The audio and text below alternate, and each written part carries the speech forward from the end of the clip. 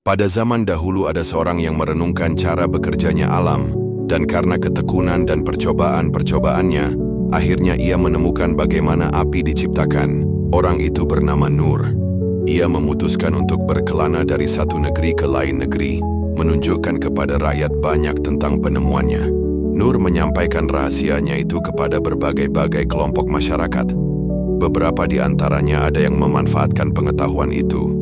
Yang lain mengusirnya, mengira bahwa ia mungkin berbahaya, sebelum mereka mempunyai waktu cukup untuk mengetahui betapa berharganya penemuan itu bagi mereka. Akhirnya sekelompok orang yang menyaksikannya memamerkan cara pembuatan api, menjadi begitu ketakutan sehingga mereka menangkapnya dan kemudian membunuhnya, yakin bahwa ia setan. Abad demi abad berlalu. Bangsa pertama yang belajar tentang api telah menyimpan rahasia itu untuk para pendeta yang tetap berada dalam kekayaan dan kekuasaan, sementara rakyat kedinginan. Bangsa kedua melupakan cara itu dan malah memuja alat-alat untuk membuatnya. Bangsa yang ketiga memuja patung yang menyerupai Nur, sebab ialah yang telah mengajarkan hal itu. Yang keempat, tetap menyimpan kisah api dalam kumpulan dongengnya. Ada yang percaya, ada yang tidak. Bangsa yang kelima benar-benar mempergunakan api, dan itu bisa menghangatkan mereka, menanak makanan mereka, dan mempergunakannya untuk membuat alat-alat yang berguna bagi mereka. Setelah berpuluh-puluh tahun lamanya, seorang bijaksana dan beberapa pengikutnya mengadakan perjalanan melalui negeri-negeri bangsa-bangsa tadi.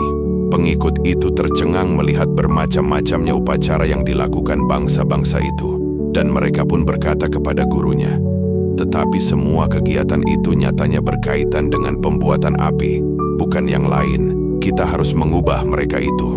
Sang guru menjawab, "Baiklah, kita akan memulai lagi perjalanan ini. Pada akhir perjalanan nanti, mereka yang masih bertahan akan mengetahui masalah kebenarannya dan bagaimana mendekatinya." Ketika mereka sampai pada bangsa yang pertama, rombongan itu diterima dengan suka hati. Para pendeta mengundang mereka menghadiri upacara keagamaan, yakni pembuatan api. Ketika upacara selesai dan bangsa itu sedang mengagumi apa yang mereka saksikan, guru itu berkata, "Apa ada yang ingin mengatakan sesuatu?" Pengikut pertama berkata, "Demi kebenaran, saya merasa harus menyampaikan sesuatu kepada rakyat ini. Kalau kau mau melakukannya atas tanggungan sendiri, silahkan saja," kata gurunya. Dan pengikut pertama itu pun melangkah ke muka ke hadapan pemimpin bangsa dan para pendeta itu, lalu katanya, "Aku bisa membuat keajaiban yang kalian katakan sebagai perwujudan kekuatan dewa itu. Kalau aku kerjakan hal itu, maukah kalian menerima kenyataan bahwa bertahun-tahun lamanya kalian telah tersesat?" Tetapi para pendeta itu berteriak, "Tangkap dia!" Dan orang itu pun dibawa pergi, tak pernah muncul kembali. Para musafir itu melanjutkan perjalanan dan sampai di negeri bangsa yang kedua dan memuja alat-alat pembuatan api. Ada lagi seorang pengikut yang memberanikan diri mencoba menyehatkan akal bangsa itu. Dengan izin gurunya ia berkata, "Saya mohon izin untuk berbicara kepada kalian semua sebagai bangsa yang berakal. Kalian memuja alat-alat untuk membuat sesuatu dan bukan hasil pembuatan itu. Dengan demikian kalian menunda kegunaannya. Saya tahu kenyataan yang mendasari upacara ini." Bangsa itu terdiri dari orang-orang yang lebih berakal.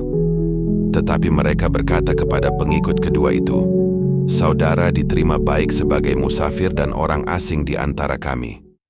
Tetapi, sebagai orang asing yang tak mengenal sejarah dan adat kami, saudara tak memahami apa yang kami kerjakan. Saudara berbuat kesalahan. Barangkali saudara malah berusaha membuang atau mengganti agama kami. Karena itu kami tidak mau mendengarkan saudara."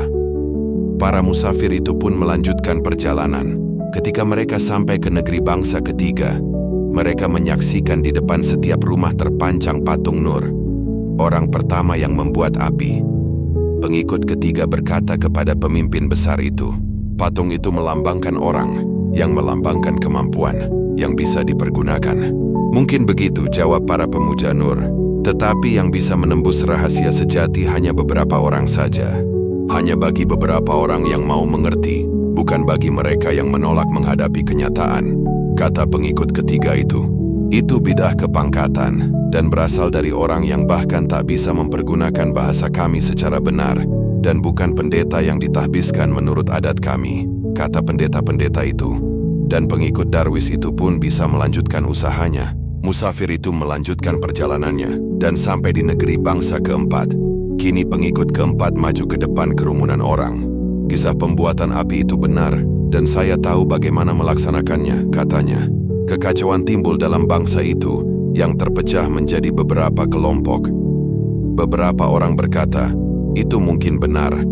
Dan kalau memang demikian, kita ingin mengetahui bagaimana cara membuat api. Ketika orang-orang ini diuji oleh sang guru dan pengikutnya, ternyata sebagian besar ingin bisa membuat api untuk kepentingan sendiri saja dan tidak menyadari bahwa bisa bermanfaat bagi kemajuan kemanusiaan. Begitu dalamnya dongeng-dongeng keliru itu merasuk ke dalam pikiran orang-orang itu, sehingga mereka yang mengira dirinya mewakili kebenaran sering merupakan orang-orang yang goyah, yang tidak akan juga membuat api bahkan setelah diberitahu caranya. Ada kelompok lain yang berkata, jelas dongeng itu tidak benar.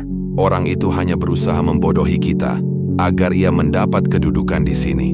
Dan kelompok lain lagi berkata, kita lebih suka dongeng itu tetap saja begitu, sebab ialah menjadi dasar keutuhan bangsa kita. Kalau kita tinggalkan dongeng itu, dan kemudian ternyata penafsiran baru itu tak ada gunanya, apa jadinya dengan bangsa kita ini? Dan masih banyak lagi pendapat di kalangan mereka. Rombongan itu pun bergerak lagi, sampai ke negeri bangsa yang kelima. Di sana pembuatan api dilakukan sehari-hari, dan orang-orang juga sibuk melakukan hal-hal lain. Sang guru berkata kepada pengikut-pengikutnya, kalian harus belajar cara mengajar, sebab manusia tidak ingin diajar.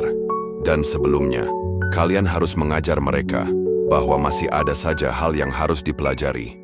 Mereka membayangkan bahwa mereka siap belajar, tetapi mereka ingin mempelajari apa yang mereka bayangkan harus dipelajari, bukan apa yang pertama-tama harus mereka pelajari. Kalau kalian telah mempelajari ini semua, kalian baru bisa mengatur cara mengajar. Pengetahuan tanpa kemampuan istimewa untuk mengajarkannya tidak sama dengan pengetahuan dan kemampuan.